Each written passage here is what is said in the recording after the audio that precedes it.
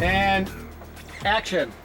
There are so many big challenges when it comes to production. The hardest part of production is fulfilling what's in the script. My job is to take what's on the page and get it onto the screen in every way that encompasses. From casting actors and booking their times to scheduling the show so that it fits into our 8.5 days, to days and nights and locations and crew. So I guess in a nutshell, the hardest thing to do is to do it all in the amount of time that we have. Dumbass, it's not your house. When we get to production, I've scheduled each scene to take a certain amount of time. So it's my job to make sure that the whole crew is moving forward as quickly as we can in support of the director in getting the scenes done so that we finish in our 12 hours. Get over here. We've had to shoot a little bit out of order, and we just shot, the first up this morning, we shot the end of the show, the last scene between Elizabeth Shue and Ted Danson. And now we're moving on into a scene that's right in the middle of the episode where they're kind of running the case and catching up. We have a missing woman, feared dead, but we also have a missing house. We know who stole the house, and now we come to this crime scene and we see a lot of blood, and we figure it's the woman we're looking for. We have a blood expert now. You know, Elizabeth Shue plays our genius blood expert, and this is her kind of showing off her stuff. Ted's character and my character are still sparring a bit and trying to see whether we can trust each other, and I'm worried that he's going to possibly fire me again, as he did in Seattle, and I don't want that, history to happen again. And so there's a lot of tension between us, which is fun. I just don't want history to repeat itself. That makes two of us. So we have some scenes with Lisa and Ted today that go out of order, but we're able to combine their work and be as efficient as possible. Alec's terrific. He's so prepared. It takes things off of my shoulders and other departments. He's really great about decisions, and he's very committed to his vision of how he sees things, and it makes it easier on everybody. Stop! What are you doing? I'll read the scenes and kind of visualize them in my head and break down how I want to shoot them. But sometimes on the day, if we get in the room and the actors have an idea, or you discover something during the rehearsal, that's the fun part. You have to be willing to be flexible.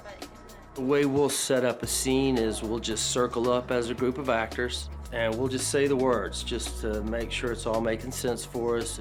If a line that I have may sound better coming out of Sarah's mouth or DB's, then we kind of give each other lines and stuff like that to make sure we're on the same page. You try on the words over and over and over and over again until they make sense. Because this is not, hey, honey, how are you? How are the kids kind of dialogue. What you're not picking up and getting from the words, you're being shown visually what happened in little flashbacks. So it's really fascinating. You really do become the forensic scientist trying to figure this out along with your heroes.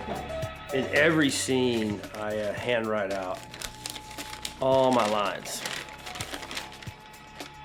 It's not mine until I see my handwriting and write it. And I can't memorize it unless I write it out, which is really weird. But if you go scene by scene, it seems to be more manageable. You can't chop up our house! I'm gonna cut it down the middle. Are you crazy? Stop! In this current episode, they wrote that a house gets stolen off its foundation, driven down the street, and dropped in the desert. So that comes across my desk, and I have to pull the great team that we have here together and say, okay, how do we actually figure that out? I mean, that's an exciting challenge. Who gets to do that in their daily job? And it wouldn't be done without the great technical staff that we have and the creative staff that we have. So, hats off to them for being able to carry this through and make it real. Our group here is amazing. I can't say enough about how great, from our grips, the electrical people, our camera crew, our operators are all outstanding. We all have worked together for a while, so everybody communicates pretty well. And I can just almost do a body language thing and they know what I'm looking for. This is one of the fastest crews I've ever worked with. They've done it for 11 years. I mean, they've got this down. They work incredibly quickly. Look at this. They're putting in a wall because before the cameras were there, now they have to put the wall in so they can turn around and shoot this direction. And the neat part about that is you get more time as an actor to get your stuff right because they light so quickly that they turn it back over to the actors and the director so that you have time to work on it on camera, which is really great. It was actually Sarah's idea. It is like a family, and it is a tight crew, and it's the best of the best, and so it's neat to be playing the character, and also as an actress coming into a new family, seeing the reality of this new family in a similar way as the character.